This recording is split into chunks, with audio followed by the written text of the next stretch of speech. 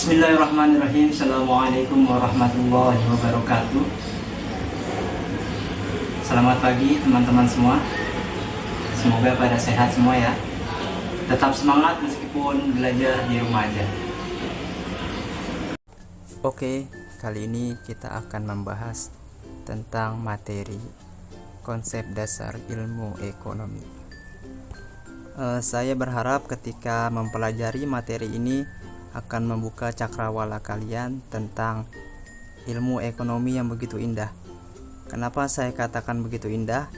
Karena pada dasarnya ilmu ekonomi itu dekat dengan kita. Hanya saja kita tidak mengetahuinya. Maka dari itu, yuk kita bahas materi pelajaran pada hari ini.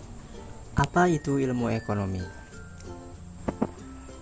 Ekonomi berasal dari bahasa Yunani, yaitu oikos, yang artinya rumah,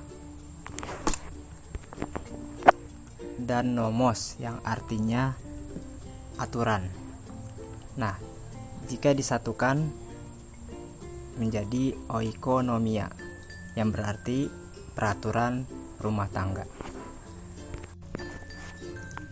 Jadi, ilmu ekonomi merupakan ilmu yang mempelajari tentang pemanfaatan sumber daya yang terbatas untuk memenuhi kebutuhan manusia yang tidak terbatas. Ada satu pertanyaan besar yang mungkin ada di benak kalian, kenapa sih kita harus belajar ilmu ekonomi? Yang menjadi alasan kenapa kita harus belajar ilmu ekonomi itu karena adanya suatu masalah. Pada dasarnya, setiap ilmu apapun lahir karena adanya suatu masalah. Nah, masalah apa itu? Mari kita bahas satu persatu. Masalah yang sering terjadi dalam ilmu ekonomi itu ada 3.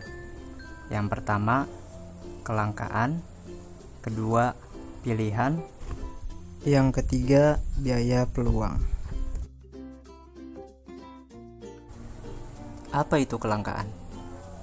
Kelangkaan merupakan kesenjangan antara kebutuhan dan alat pemuas kebutuhan. Inilah yang menimbulkan masalah ekonomi. Jadi,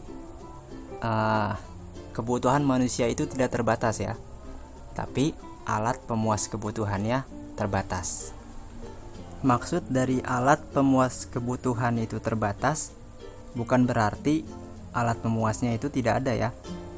Akan tetapi sebanyak apapun alat pemuas kebutuhan itu tidak akan bisa memenuhi semua kebutuhan manusia. Apa saja penyebab kelangkaan? Yang pertama, keterbatasan jumlah benda pemuas kebutuhan. Yang kedua, kerusakan sumber daya alam. Yang ketiga, keterbatasan kemampuan manusia. Yang keempat, pertumbuhan manusia lebih cepat dibandingkan kemampuan penyediaan sarana kebutuhan. Yang kelima, bencana alam. Yang keenam, perbedaan letak geografis. Pertumbuhan penduduk tidak seimbang, kemampuan untuk memproduksi rendah. Yang terakhir, perkembangan teknologi berjalan lambat. Nah, karena munculnya 2 permasalahan ini, maka manusia harus memiliki yang namanya pilihan dalam hidupnya. Kenapa sih harus memilih? Ya kan karena alat pemuasnya itu terbatas, sedangkan kebutuhan manusia itu tidak terbatas. Jadi manusia harus punya pilihan. Hanya saja ketika manusia memilih pilihan hidupnya, yang nantinya maka akan muncul yang namanya biaya peluang. Lalu bagaimana cara mengatasi kelangkaan? Yang pertama, yaitu membuat skala prioritas kebutuhan. Skala prioritas merupakan tingkatan kebutuhan dari yang paling penting hingga yang bisa ditunda. Yang kedua, menentukan sumber daya alternatif. Yang ketiga, mengelola keuangan secara efisien. Yang keempat, memanfaatkan kemajuan teknologi. Yang kelima, memanfaatkan bahan substitusi. Yang keenam, mendaur ulang atau memanfaatkan kembali. Apa itu biaya peluang? Biaya peluang timbul karena adanya pengorbanan individu dalam menentukan sesuatu pilihan terbaik atas berbagai alternatif pilihan lain. Misalnya, si Kapi punya duit 10.000, tapi dia lapar. Nah, di depan rumahnya ada 2 tukang makanan. Yang pertama, bakso dengan harga 10.000. Yang kedua, ada mie ayam bakso dengan harga 15.000. Karena uang si Kapi cuma 10.000, maka dia memilih makan bakso. Jadi, apa biaya peluangnya? Silakan jawab di kolom komentar. Selanjutnya yaitu jenis kebutuhan. Menurut intensitasnya, kebutuhan itu dibagi menjadi 3. Yang pertama, kebutuhan primer. Yang kedua, kebutuhan sekunder. Yang ketiga, kebutuhan tersier. Apa itu kebutuhan primer? Kebutuhan primer merupakan kebutuhan yang wajib terlebih dahulu dipenuhi oleh manusia, atau bisa disebut kebutuhan utama. Contohnya yaitu SPP. SPP di sini bukan berarti bayaran sekolah ya, tetapi singkatan dari sandang, pangan, papan. Nah, pakaian, makanan, dan rumah itu menjadi kebutuhan yang paling utama yang harus dipenuhi oleh manusia. Lalu kebutuhan sekunder. Kebutuhan sekunder merupakan kebutuhan yang bisa dipenuhi oleh manusia setelah kebutuhan primer terpenuhi. Jadi bisa dikatakan bahwa kebutuhan sekunder ini merupakan pelengkap dari kebutuhan primer. Contohnya, ketika kita sudah punya pakaian, makanan, rumah, boleh dong kita beli perabotan, beli TV, beli HP, dan lain sebagainya. Nah, itu merupakan kebutuhan sekunder. Yang ketiga, kebutuhan tersier. Sebenarnya, kebutuhan tersier ini gak wajib dipenuhi. Akan tetapi, jika mau, ya silahkan. Karena pada dasarnya kebutuhan tersier ini identik dengan gaya hidup atau barang mewah. Yang kedua, menurut waktu pemenuhannya. Jika bicara tentang waktu, pasti yang kita ketahui itu ada masa lalu, sekarang, dan yang akan datang. Akan tetapi, di dalam jenis kebutuhan menurut waktunya itu hanya ada kebutuhan sekarang, kebutuhan yang akan datang, dan kebutuhan tidak terduga. Tidak ada yang namanya kebutuhan masa lalu. Biarlah yang lalu, biar berlalu. Kita move on. Yang pertama, kebutuhan sekarang.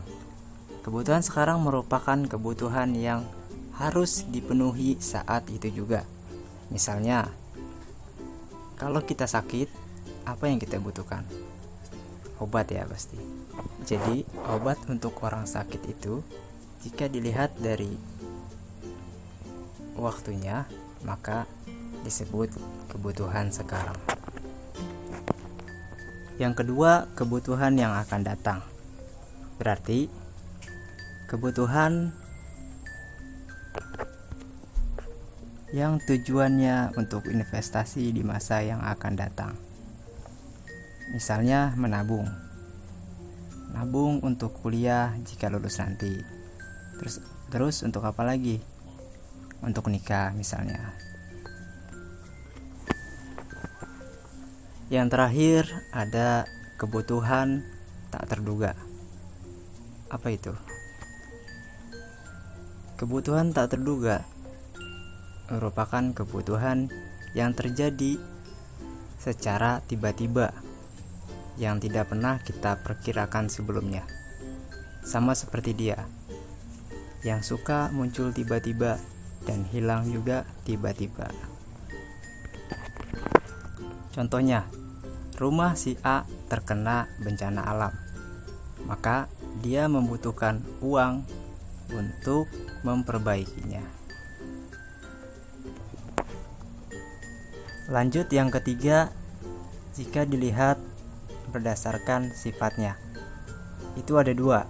Yang pertama, kebutuhan jasmani. Yang kedua, kebutuhan rohani. Kebutuhan jasmani merupakan kebutuhan badaniah untuk kebutuhan tubuh atau badan kita sendiri. Misalnya yaitu makan dan olahraga. Selanjutnya yaitu kebutuhan rohani. Kebutuhan rohani yaitu bersifat tentang kejiwaan manusia. Contohnya ibadah dan traveling. Yang terakhir yaitu jika dilihat menurut subjek yang membutuhkannya. Ada dua. Yang pertama kebutuhan individu, yang kedua kebutuhan sosial. Kebutuhan individu merupakan kebutuhan yang dipenuhi untuk dirinya sendiri. Misalnya makanan, dia makan untuk dirinya sendiri. Terus pakaian itu buat dia sendiri. Yang kedua yaitu kebutuhan sosial. Kebutuhan sosial merupakan kebutuhan yang bisa dilakukan secara bersama-sama. Contohnya, kita menggunakan jalan raya. Nah, jalan raya itu kan bisa digunakan secara bersama-sama. Lalu tempat ibadah itu juga bisa dilakukan secara bersama-sama. Demikianlah yang bisa saya sampaikan. Jika ada yang kurang jelas, silakan bertanya di kolom komentar atau di akun psikologinya masing-masing. Kurang lebihnya mohon maaf. Assalamualaikum warahmatullahi wabarakatuh.